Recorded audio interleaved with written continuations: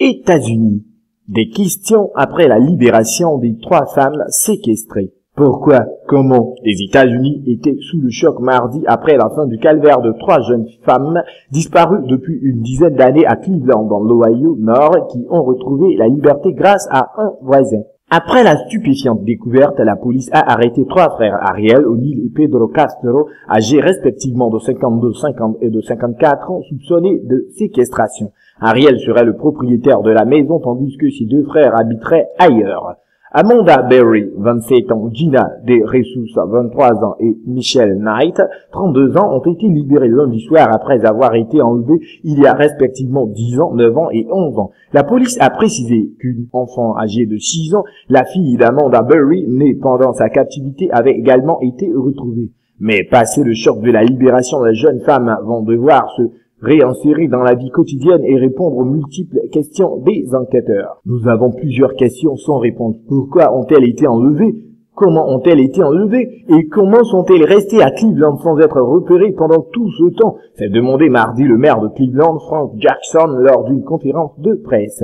Au secours, je suis Amanda Berry, j'ai été kidnappée et j'ai été portée disparue pendant 10 ans. Je suis libre maintenant. Cette jeune femme a appelé lundi la police grâce à un voisin, ce qui a permis de la retrouver en compagnie des 2 autres à seulement quelques kilomètres des lieux où elle avait été enlevée. Des policiers ont pleuré en découvrant les jeunes femmes, a rapporté le représentant du FBI, Steve Anthony, mais le cauchemar est terminé. Les 3 hommes devraient être accusés pour le mois d'enlèvement, a précisé à l'AFP Page Pate, un avocat pénaliste.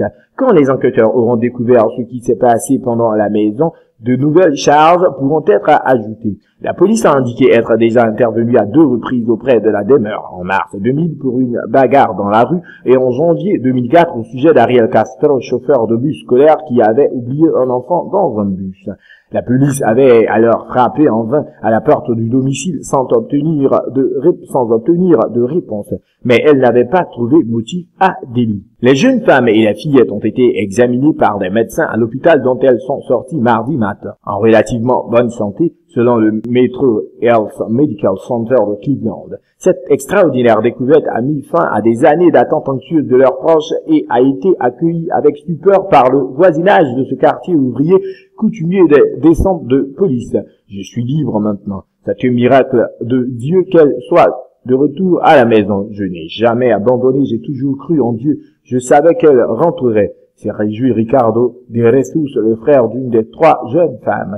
Des voisins stupéfaits ont décrit Ariel Castro comme un chauffeur de bus sympathique, musicien, précisant que sa fille venait le voir de temps à autre avec ses enfants. J'ai fait des barbecues avec ce type et on a écouté de la salsa, a rapporté Charles Ramsey, voisin depuis 1 an encore sous le choc. Celui-ci a devenu un héros local depuis qu'il a aidé lundi les femmes, Amanda Berry, à sortir de la maison où elle était séquestrée et l'a aidé à appeler la police.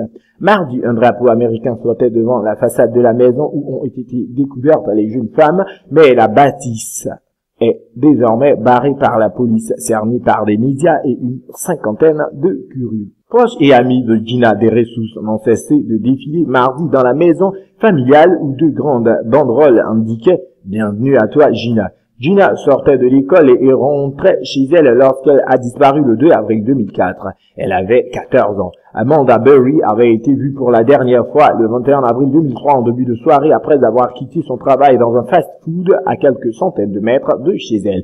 Elle avait 16 ans. Sa mère, Luana Miller, est morte de chagrin en mars 2006, a déclaré un proche de la famille à CNN. Michelle Knight avait, quant à elle, été vue pour la dernière fois à proximité de la maison d'un cousin le 23 août 2002. Elle avait 21 ans. Après l'euphorie de la libération, va venir le temps de la réadaptation à la vie normale. Elles vont avoir besoin de temps et de tranquillité pour guérir, se reconnecter avec le monde, a déclaré J.C. Dugard, qui a passé 18 ans de séquestré en Californie avant de refaire surface en 2009. Pour Elizabeth Smart, une autre jeune femme enlevée pendant 9 mois à 14 ans, elles ne doivent jamais penser qu'elles ont été amoindries par ce qu'il s'est passé et j'espère qu'elles réalisent qu'il y a encore tant à vivre et qu'elles n'ont pas besoin de rester accrochées au passé.